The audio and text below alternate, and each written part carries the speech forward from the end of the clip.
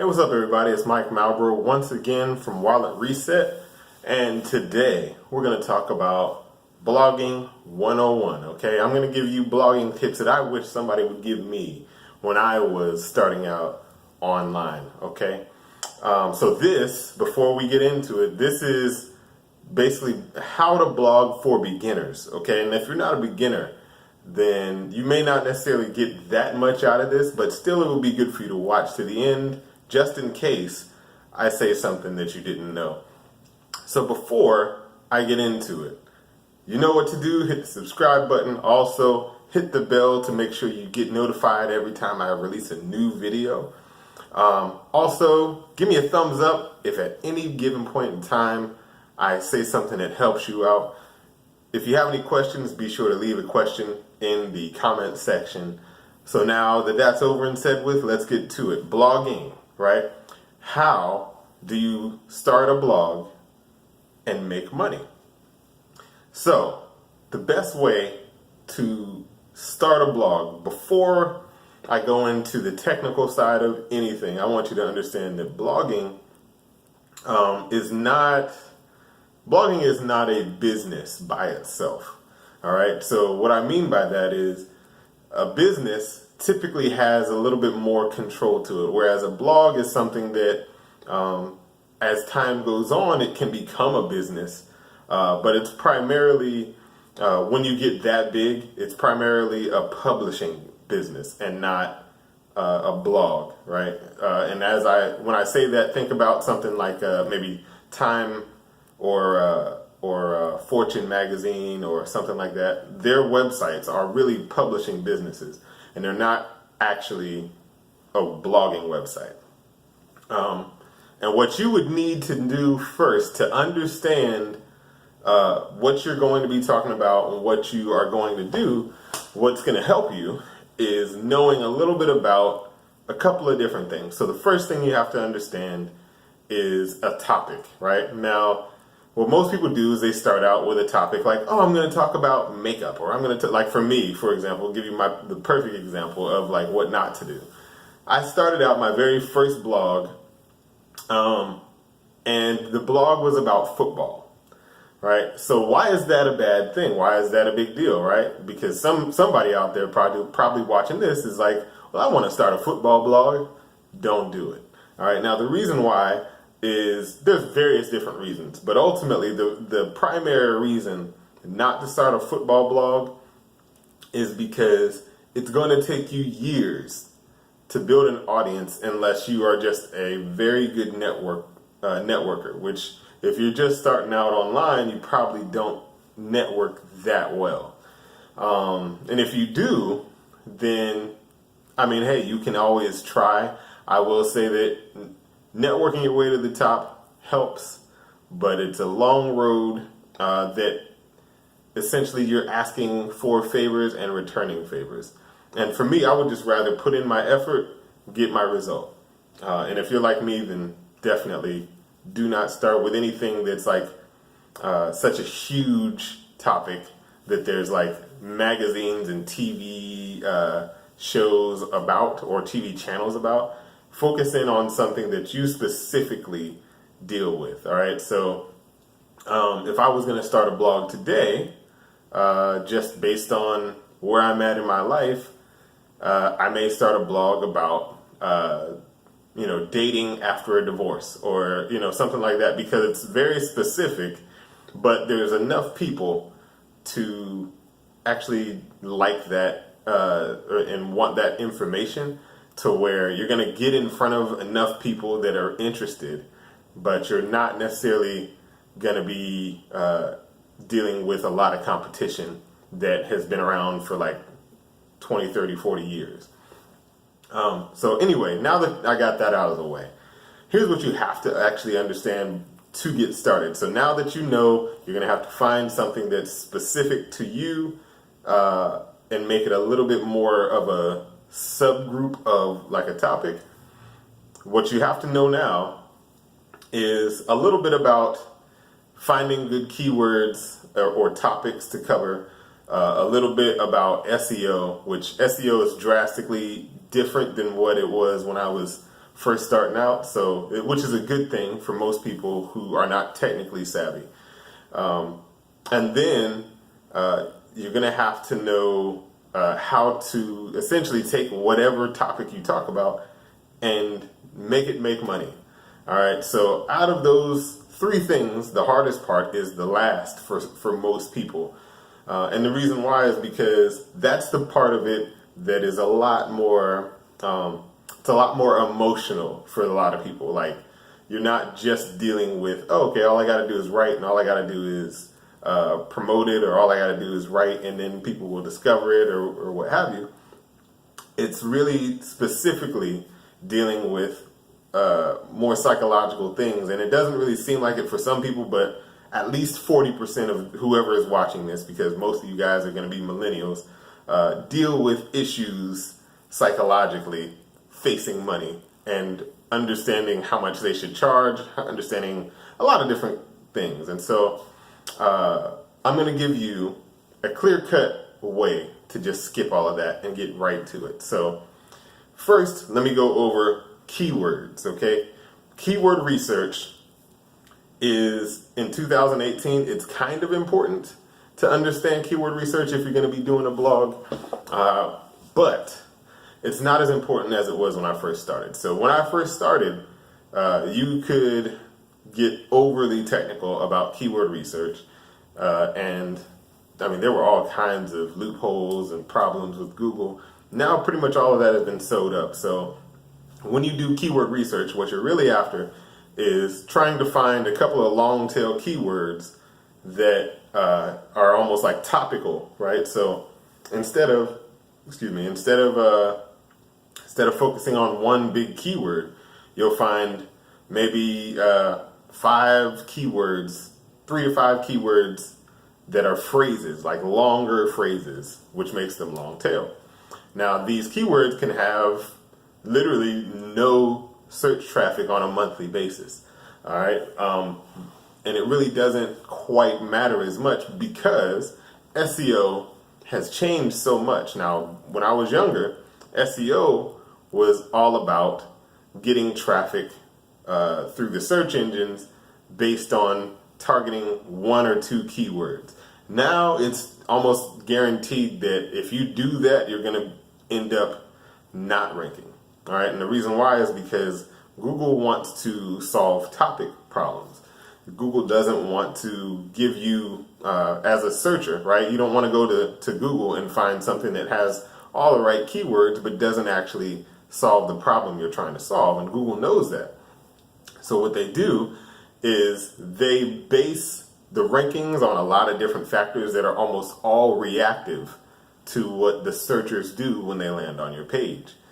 So what that means is Matt Cutts from years and years and years ago used to always say, don't worry about search engines, don't worry about link building, don't worry about all this.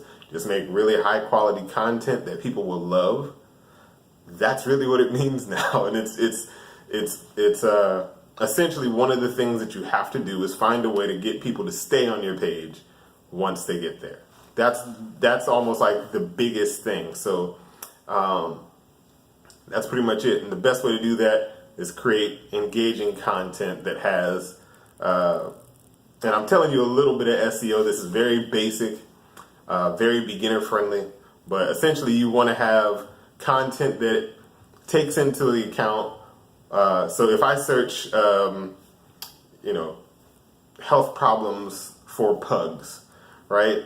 I'm not actually searching for you to just tell me the health problems, right? Because on some level, I want to know what health problems there are, and I'm probably researching about the animal that I'm going to buy. But in reality, what I'm after is how to deal with the problems that pugs have. So you want to address and say, yes, this is the problem. This is one of the solutions. So that if you approach writing your content or creating your content in the way of trying to understand what a searcher wants, then you're going to rank better over time, right? And it's not going to be immediate. It's going to take at least 6 months before you really start to see your rankings kind of like fall in line to where they're going to be. So it's a long-term game if you're going to start a blog. You can't start a blog necessarily this week and then make money next week. So now that you have that, another thing or a couple of things you could do to also drive engagement is have audio instead of just written word. Audio, you could have pictures, video, different forms of content that people will see when they go onto your page, right? That's going to help to drive engagement, which helps boost your ranking signals for Google, all right, which in the end makes your site much stronger. So now that you understand keyword research on some level is what you're looking for, long tail keywords, and then you also know how to rank with SEO for the most part. Now there's more to it. I'm giving you a very basic understanding of it. Yes, you should promote on social media. Yes, you should promote every chance you get, because this is, at the end of the day, you won't get as much traffic if you don't promote your site. You can't just necessarily write something that's awesome, never share it, and have like tons and tons of people come through your site. But anyway, moving forward, now we'll get on to the hard part. Monetization, making money from your information, making money based on the things that you're passionate about or the problems you solve or whatever. So the hard part is some people will be in a market or a niche that there are no affiliate products to promote. Now, if you don't know what an affiliate product is, it's essentially someone else's product. They give you a commission every time you send somebody to their site and that person buys. Affiliate marketing is a very easy way to get started, and it's not the end-all be-all of business online, but it's a way to get started that's very simple. So if that's out of the question, at least in the start, your best bet is to start by essentially using Google Ads, right? Google AdSense will help you to at least make pennies, right? Now, you're not going to make a lot of money off of that, but the little bit adds up. And as time goes on, you start to learn something, right? Because the most important thing, especially early on in a business, is not actually the income, which most people, almost everybody that I ever talk to gets this wrong. They don't understand that you're not actually, in the early part of business, you're not actually just focused on the money. The money is important, obviously, but when you're online and you're starting a business, one of the main things that you need is information, right? I need to know that, okay, I'm writing content or I'm creating content that people want. I need to know if they're clicking on ads. I need to know how they're interacting with my site, so that when I do start to try to make money, I'm set up for success.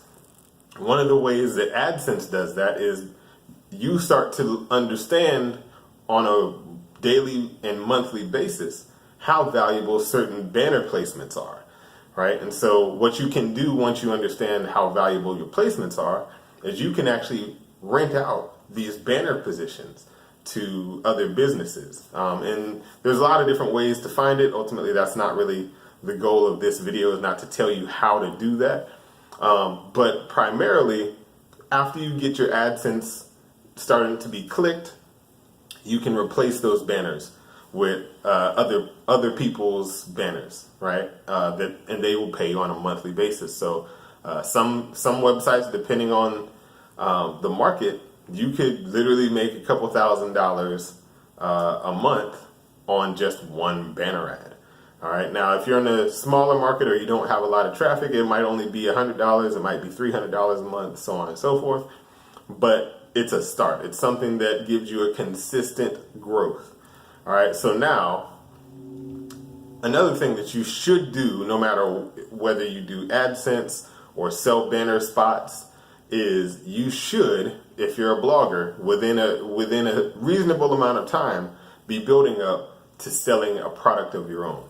Now, I've seen this done many, many different ways, but the best way by far is to do a book, right? That's the easiest way, because you've already created the content on your blog.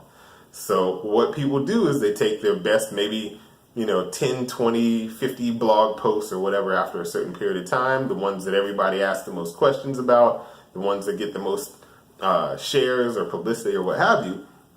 They take these blog posts and they condense them all into a book, right? And it doesn't have to necessarily be a how-to book. It just has to be a book, right? And once you have that, you can actually publish it on Amazon.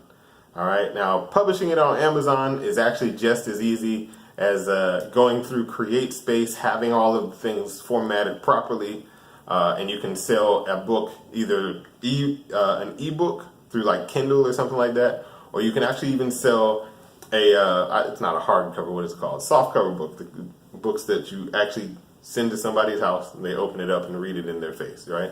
Those books can help you to start building income. Also, they help you to build some authority, and also they help you to get more traffic, because as people get to know the book, as people read the book, books are a lot more easily seen and shared on a different platform. So it actually gives you leverage to go forward. So now I will say this, what the most important thing is, right? And this is a key to starting any business online. And I kind of alluded to this in the beginning of the video. A blog is not by itself a business. A blog is a platform to promote a business, typically speaking, right? Now, the business should have some control. The best way to do that is through email marketing, building an email list, and essentially promoting your content, promoting your products, promoting other people's products, or just, essentially, like I said, getting people to more of your content. Now, the best way to do this is actually to start building the list before you start to blog. You can do it at the same time, but it really helps because your approach is now, instead of trying to use the blog to build a following, you're building a following for the blog before the blog even starts. And the best way to do that is to you might go to a site called medium.com, right? You might use YouTube. You might use various different ways to get content out there. Post a piece of content and then link to, basically link to your blog. And the blog, instead of it being the blog, it's a sign up form. And you say the blog's coming soon. Make sure you don't miss anything. Sign up for the early bird list, or sign up to be notified when the blog is launched. I've seen that done tons of times. I personally have not done it because I'm not a blogger. I've done blogs, and I actually still do blogs at times as a way to promote certain things, but I'm not a blogger as in like, this is my sole means of income. Anyway, guys, hopefully this has helped you guys out. If you want to learn how to build an email list and start a business online the way that I would suggest, make sure you check out Starter's Formula in the description below. If you guys heard anything in this video that you thought was helpful, give me a thumbs up. Also, what were you going to make a mistake about? If you feel like anything that I've said has helped you to not make a mistake, what do you think the mistake was? Leave that in the comment down below.